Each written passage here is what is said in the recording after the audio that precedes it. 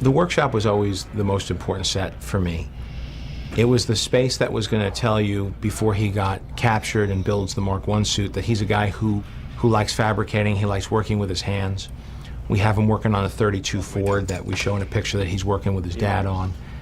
And it just shows that he's a bit of a gearhead. He's a guy who, not only is he a genius as far as design goes, but he actually has a hands-on knowledge of how to build things.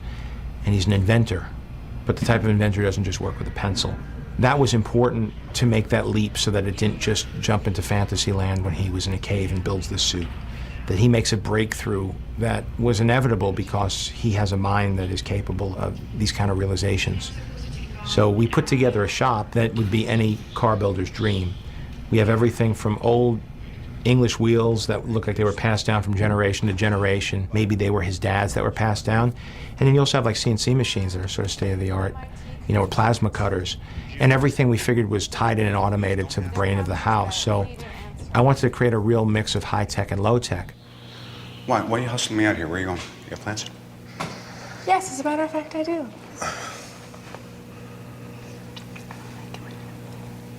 You don't like me? What? I don't like you. I don't like it when you have plans. Well, I'm allowed to have plans on my birthday, so there you go. Is it your birthday? It is. Again? Isn't that funny? Same day as last year. Wow. Yeah.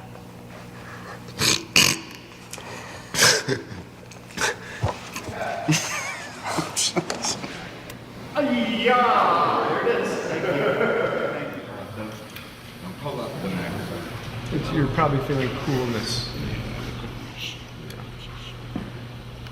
Unless it, I was definitely not a comic book reader, but my brother was, so Here we go, pictures up. I grew up with Marvel Comics around the house, and my brother had Spider-Man underoos and Spider-Man sheets and Spider-Man everything from a very young age, and he was definitely into comic books, so I was exposed to it, although, you know, I'm a girl, let's face it, so.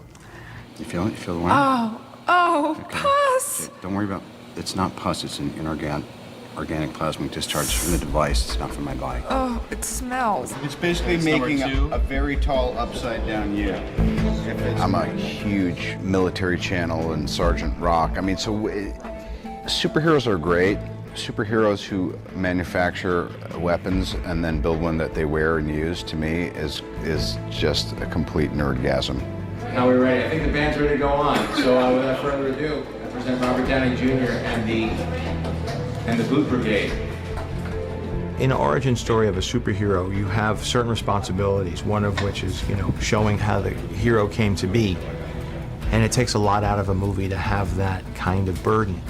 But what it gives you is the opportunity to allow the audience to sort of become the hero with the hero. And I have the most fun as a viewer when I see the learning curve of a hero. There's a tendency to want to just go right for the fighting and right for the action. But I know my favorite part of the first Spider-Man film was watching him come to terms with his powers, learn how to swing from his webs. And I referred back to a lot as we met and went to pre-production meetings talking about what the set pieces would be. I thought you said you were done making weapons. It is. This is a flight stabilizer. 3, 2, 1, go!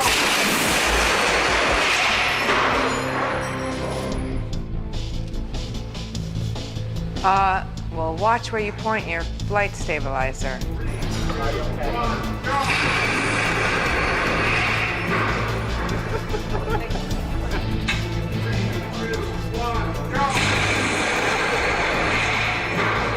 It's really dangerous. I like the guy that he's probably just as likely to kill himself trying to save people as he is to do the right thing. 2, 1. As far as Robert Downey doing stunts, he wants to keep doing more and more, and I got to keep reining him back because he's very game to just keep right on going.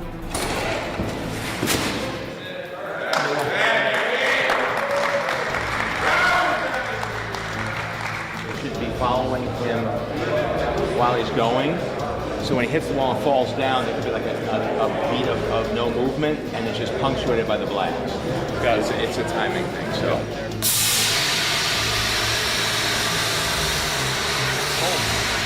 I like to think that I can do a ton of stuff, and I'm pretty game and physically able, and probably should be for the next, like I said, 5 to 7 years. So, but then I'll talk to Tommy, and he'll be like, yeah, we're not gonna have you do that. I could do that. He goes, no, I couldn't. Well, maybe you could, but I wouldn't let you.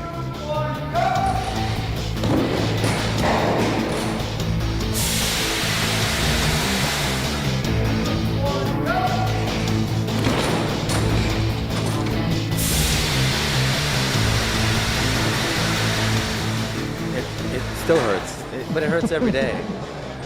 Getting up looking like this. It hurts in here, emotionally. But I'm doing better. I'm doing better. Can I go now?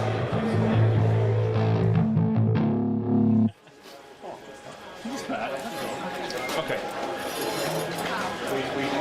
Thank you.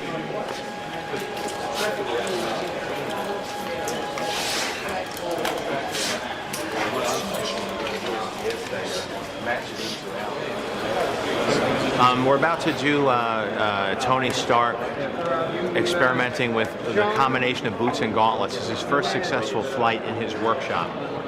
Robert here has done a lot of training on this wire rig, and the tests we've done were pretty successful. Ready and action. You're off right here. Frame up on me. Good. Day 11, test 37, configuration 2.0. For lack of a better option, dummy is still on fire. Safety, if you douse me prematurely, I swear to God, I will donate you.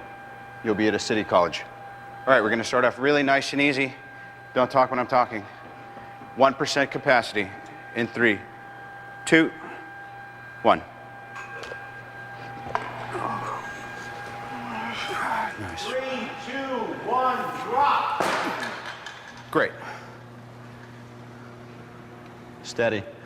I've done wire work both as an actor and as a director in the past.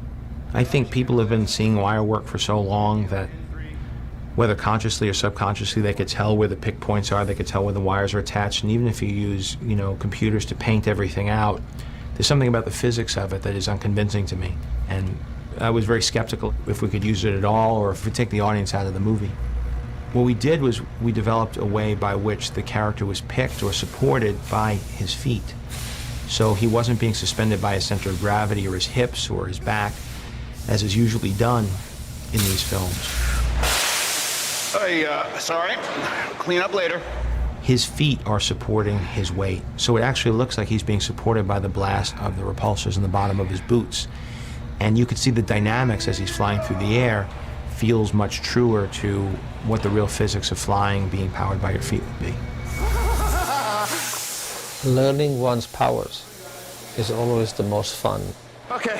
What would happen to you or to me or to anybody putting this thing on and trying to operate it? It's like surfing. I feel pretty clumsy in the beginning. And here he's wearing an engine, pretty elaborate thing. Yeah, I can fly.